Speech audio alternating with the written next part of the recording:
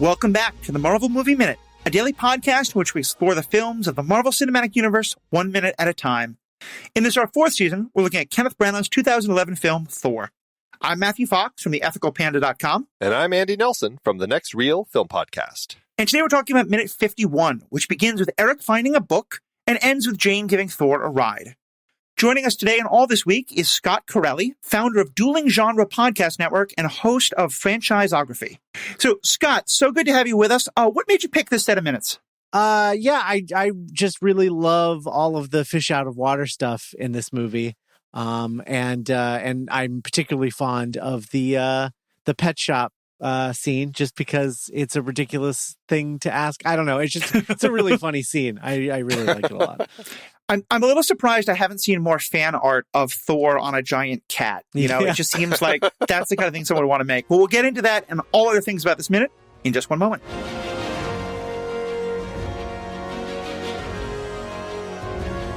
What are your thoughts on the pet shop? How about Thor's romp around Puente Antiguo? Join us in the conversation in our Discord group. We have a growing group of Marvel fans just waiting to include you in the conversation over in our Discord server. Head to truestory.fm/Marvel Movie Minute and click on the Discord link.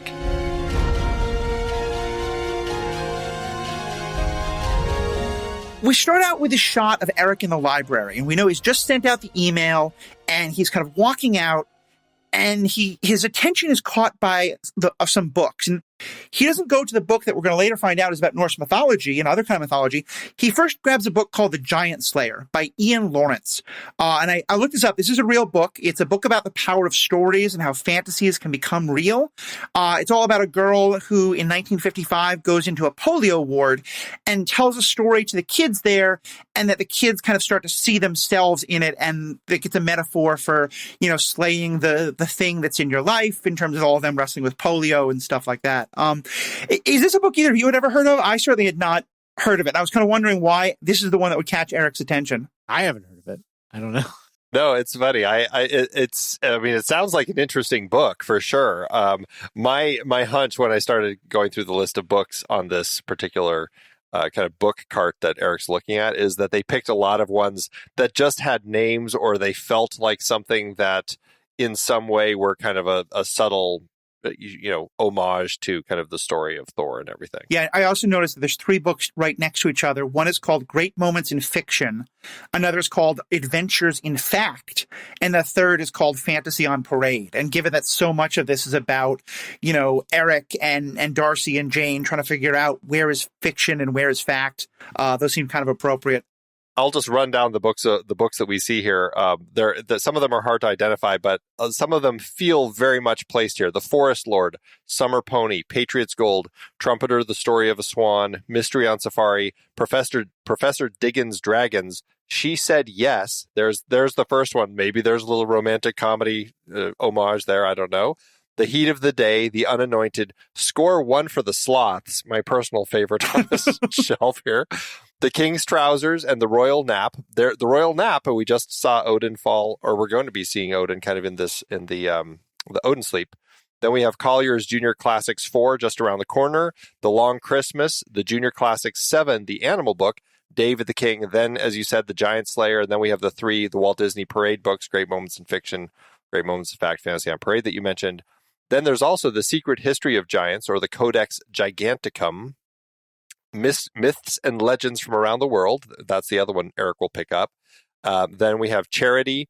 There's some other book, and A Spot of Bother and Bonita Fay. So it's an interesting amalgam of books, but I can't help but feel like the production design department very specifically picked certain ones as they kind of like were going through these books, because they seemed like fun ones to kind of throw in as nods to the story of Thor. The Long Christmas in particular just makes me hope for a Thor Christmas movie. Yes, yeah, I mean, absolutely. we're getting a Guardians of the Galaxy holiday special coming up pretty soon, and we know that Thor and Rocket have become good friends, so we might get your wish. Certainly, as a Star Wars fan, I am very much hoping that this holiday special is better than the Star Wars holiday special. So I wish all Marvel fans better luck than we got. Right.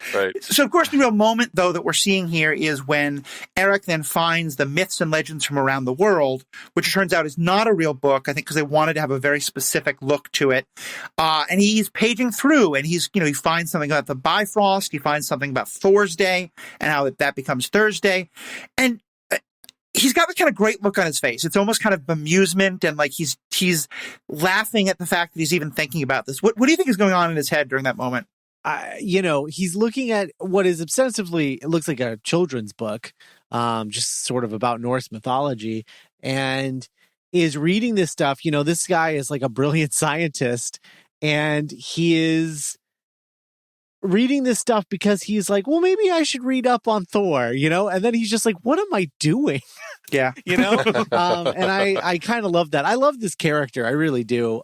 They do him dirty in Avengers, but I like him a lot in the Thor movies. I hope he comes back in the next one, but I don't think he is. He's such a fun character, and it does feel very much like, there's all this talk that's been going on with this crazy character, this spaceman that they found, about the Bifrost and Odin and things, like, as he said, these words that I haven't heard since I was a kid.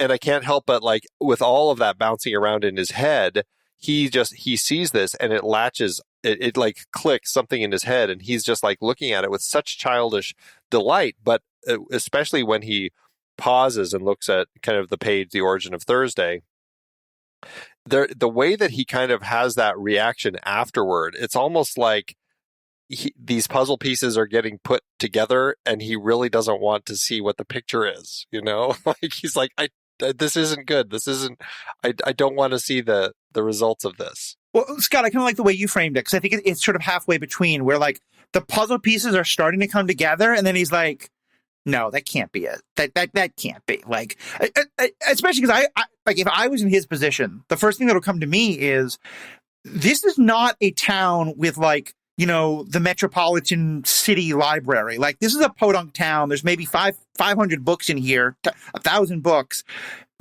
This could just be a drunk, and this is the last book he read to his kids, Right. Like, that's why this guy's blabbing on about it. Yeah. Yeah. It'd be like if a scientist saw a ghost, and it's just right. like, if that's true, if ghosts exist, then everything I know as a scientist is a lie. So, having to reckon with the idea that Thor could exist and Asgard could exist and Norse gods could exist is probably a lot for a scientist to wrap his head around.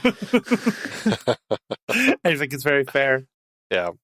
So before we cut out of the scene, I just want to read what's actually on these pages, because I think that there's some interesting elements that kind of illuminate a little bit more about the Bifrost and Thor and everything. So on the Bifrost page, it's the Bifrost, the Rainbow Bridge to Asgard. The other interesting thing is that each of these pages, from what I could tell, are in English, and then they have it written in Norwegian, and then they also have it written in Icelandic.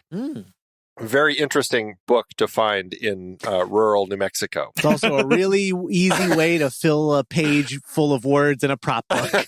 Absolutely. Well, and I think just worth mentioning, I don't think those languages are random, though, in that obviously Norway is where we think of a lot of these things coming from, but the Eddas, the documents that I've mentioned a couple times that are the oldest existing records of these myths or Norse god stories, are all in Icelandic. So I think that part is very intentional. Gotcha. Interesting. Well, so what it says about the Bifrost, it says, Rainbow Bridge connected Asgard to the other lower realms of Yggdrasil below the clouds. The bridge was a protected gateway that prevented intruders such as the Jotun or trolls from entering into Asgard because the red of the bridge was glowing fire that would burn their feet. I love that image so much. The bridge's protection allowed the gods time for other matters instead of constantly defending Asgard. Odin appointed, it says Hemedal. They spell, there's a number of misspellings in the book. I don't know if it's intentional, but Odin appointed Hemedal Heimdall as watchman of the bridge because he would be able to warn all if an enemy tried to sneak into Asgard. So that's the story there, and it's got a nice picture of Thor and Odin walking pleasantly along the bridge. It looks like maybe Heimdall and, I don't know, somebody else are on the other page by Asgard, which looks literally like a mountain on a cloud. And then on the origin of Thursday, Thor's Day, this is what it says about that. Thursday was named after the Norse god of thunder. Thor corresponded to Jupiter, and thus his name was given to the Roman Dies Jovis, the day of Jupiter. When other tribes replaced the name Jupitor with Thor, Thor's Dag, or in English, Thursday, became the name of the fifth day of the week. Thor was also identified with Donar, the thunder god of Teutonic mythology. His name survives in the English weekday named Thursday, Donnerstag in German, Donderdag in Dutch. So, yeah. Who knew? The most interesting thing in all of that is that the Rainbow Bridge, the red color, is actually fire that burns your feet.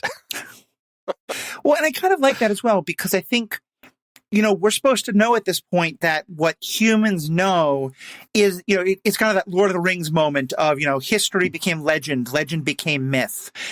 And so I think it's kind of fitting that like what's written here is what people who were there 1,000 years ago in Norway told people, and then they told people, and then they told people. And so, yeah, the details like the fire, the red is the fire that burns their feet. That sounds like the kind of detail that gets added to a story as it gets told again and again and again. Because if you're sitting at a fire and they're only going to give you mead if you tell a good story, that's a fun little detail to throw into a story. Yeah. Yeah, absolutely. I love those little bits. It just makes it kind of a fun thing to include in kind of the mythology here. So then we cut to Jane, who's in the truck idling. And when I watched it, I was not really sure what she was waiting for. Although in the script, she's supposed to have pulled up in the truck and he was just going to run in while she stayed in the truck, which you're running in, you got to go to the computer, you got to send the email. It seemed a little bit of a long time to sit out in the street, but fair enough. And then, of course, she sees Thor going into a pet store. And my question is, what has Thor been doing all this time? Because since we left Thor, they had this whole thing with S.H.I.E.L.D. Well, all their equipment got taken. They went and sat on the rooftop and were morose for a while. And Thor doesn't seem to have gone anywhere. He's made it nowhere. I mean, they were literally like 2 blocks down the road from where they are now. And we saw Thor, and he was walking back up the hill in the direction of Smith Motors, albeit like one street over. So yeah, it's like he's just been meandering around town. And it's funny because there was this sense that perhaps he was looking at the sun. I think we talked about this with our guest last week, how he was looking at the sun to figure out which direction is west so that he knew where to go. So because he was heading 50 miles west. But it really seems like he's just wandered around and has gotten nowhere. And it's like, what? Yeah, he potentially has been here for, I don't know, as little as a half hour to 45 minutes, maybe an hour, or as much as like a half day. I mean, just it's very odd. I like the idea of him walking around town asking people where he could find a horse. And then somebody finally being like, I don't know, the pet store. And then he's like, great, point me in the direction. And then this is where we see him now. I like it. What's funny is that if the farther he got out of town, like the more likely he would be to actually come across a horse, like in somebody's ranch. But here he is in the middle of town with just no clue. Yeah. That's so funny. Well, so then we get to the scene that you said you loved. He goes into the pet store. What is it you love about this moment? Well, it's that fish out of water thing of like him not understanding. He's used to Asgard where like the person with the animals, I go to him and I tell him that I want a horse and he gives me a horse and I leave on the horse. But in this, he doesn't really, he just doesn't understand why he can't just have what he wants when he wants it. And he doesn't understand the concept of what a pet store is either. Or that even if they had a horse, he would have to buy it. He wouldn't be able to just take it. So I really love the fish out of water stuff in this movie. And this is just, one of the best examples of it, I think.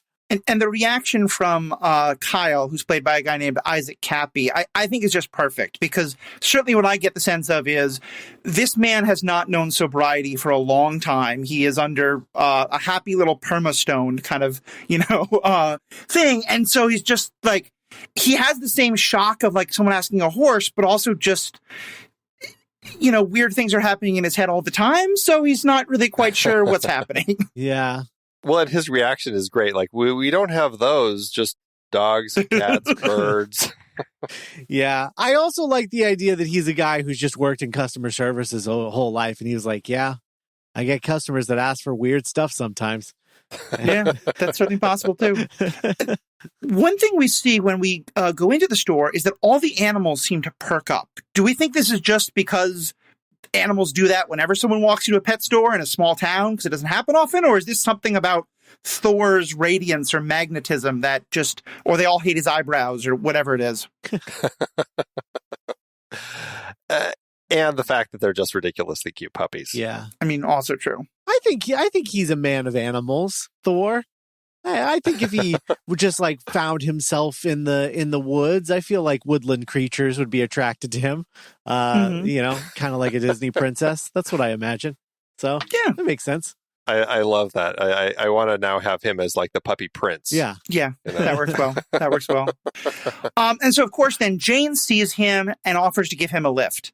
What do you think has changed for her? Because before he asked her to do this and she said no, because Erik had really tried to talk her out of it. Is it just because she's now thinking there's nothing else to do? Why not? Is it just that Eric's not there to talk her out of it? What's changed for her? I think it's the Erik factor largely. I think there's something about not just him, but the fact that this is this person that, she, believes came down from space, kind of the spaceman person who arrived in this atmospheric disturbance.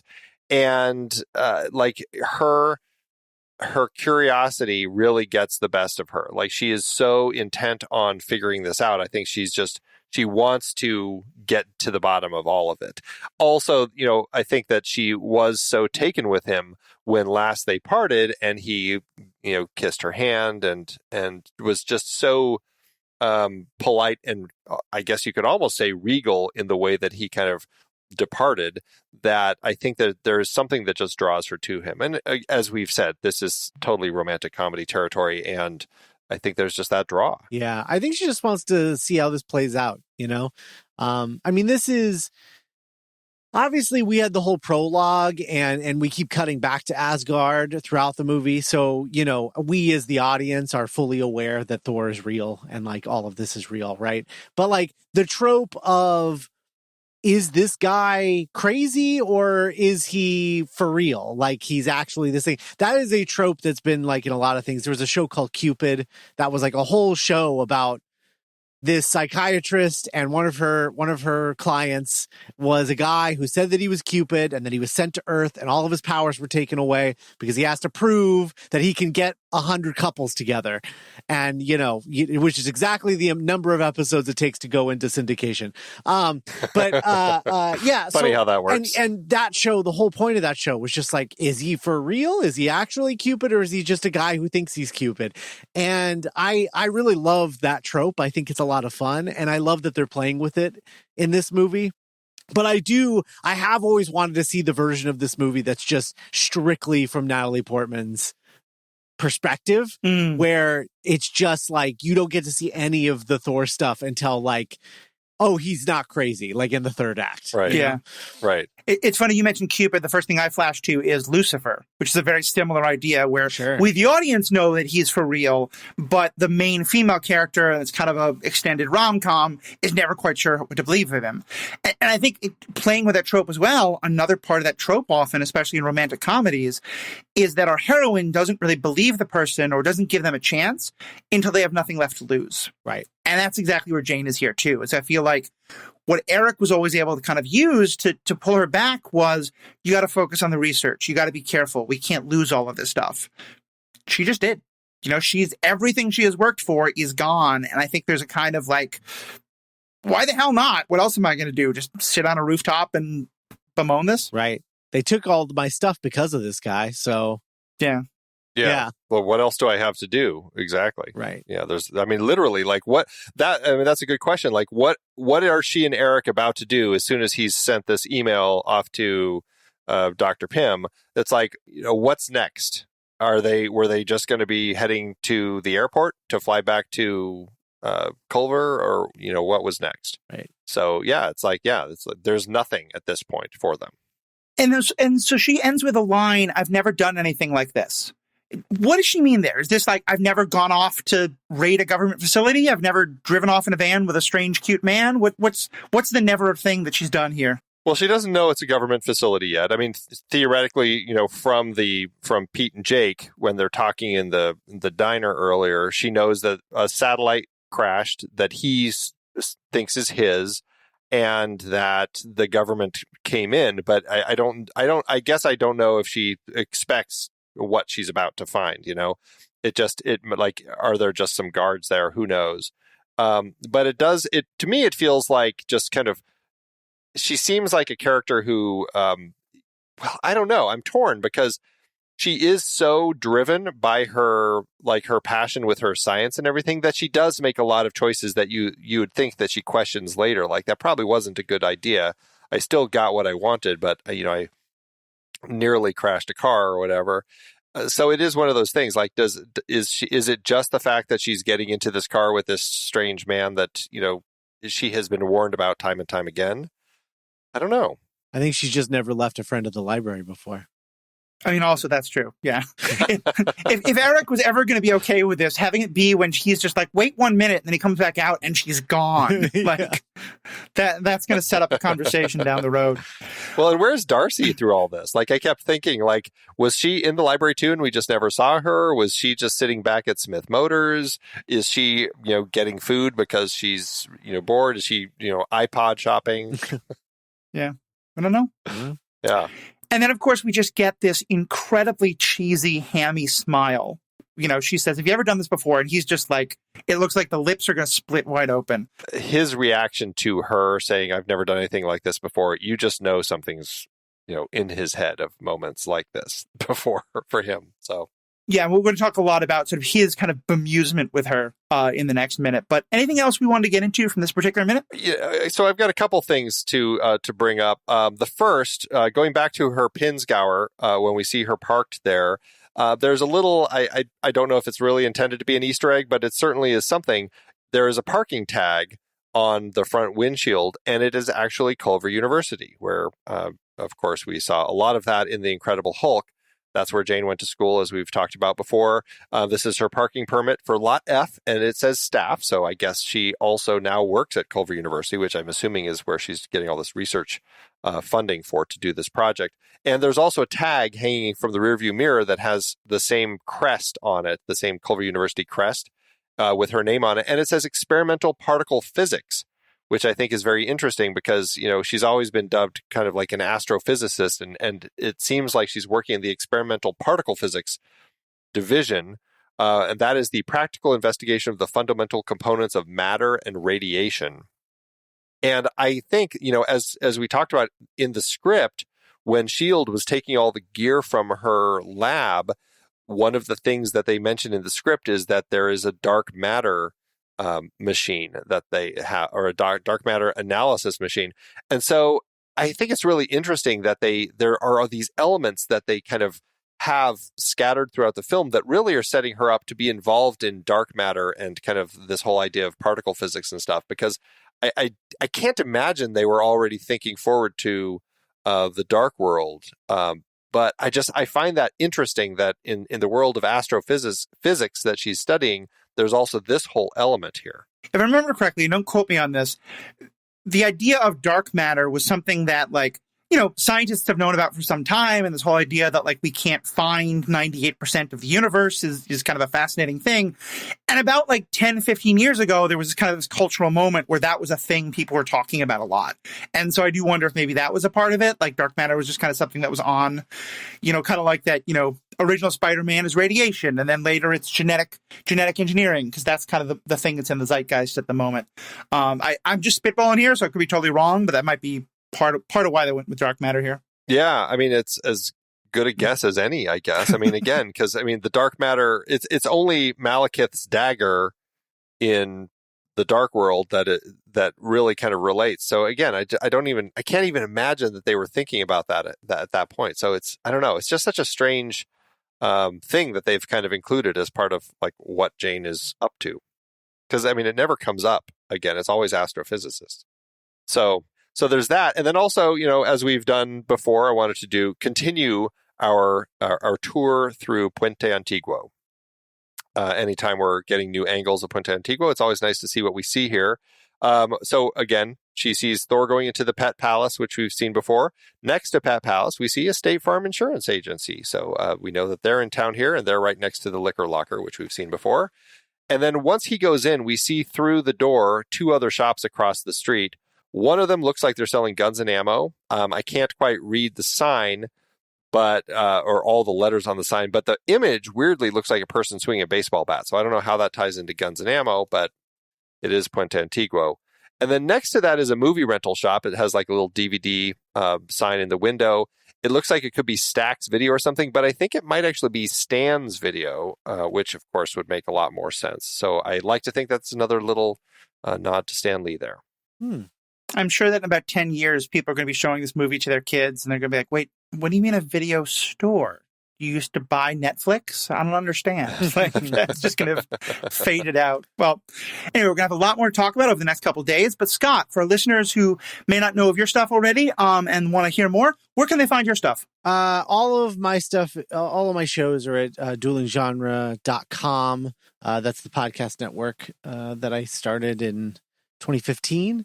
And you can check out all of my stuff. And I guess today, I think what I'll do is I'll plug my Movies by Minute shows that are all completed now.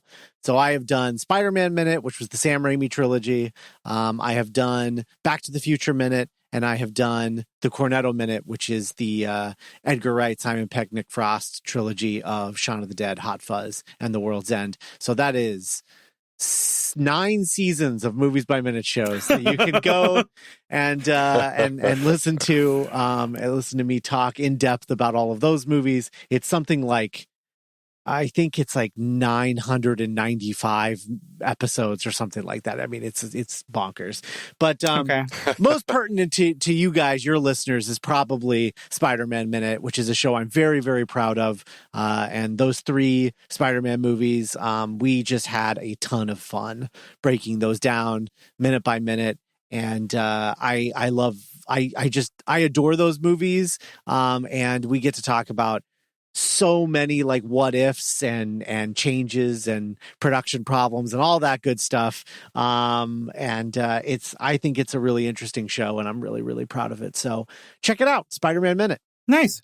Well, it definitely sounds great. Spider-Man obviously is right in the Marvel wheelhouse. I have to say, though, as someone who was the perfect age for it growing up, Back to the Future is the one that I'm going to want to check out, particularly because one of my proudest geek moments is I at one point drove 100 miles to a theater that was doing a live showing of Back to the Future on the big screen, and they had the DeLorean parked out front that you could take pictures with. And that's awesome. I then did some more research, and apparently there's 5 different people driving cars around, all claiming that they are the original DeLorean. So who the heck knows if I got it with the right one, but still it was a fun little moment. So that's really awesome. Yeah, definitely check. Fans, check all those out. Of course, check out all the other great podcasts we have here on the Next Reel family of podcasts. And more than anything, have a great day. Until next time, true believers.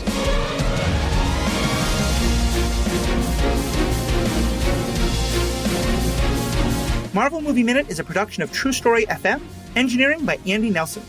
This season's music is One Last Ride by Martin Puringer.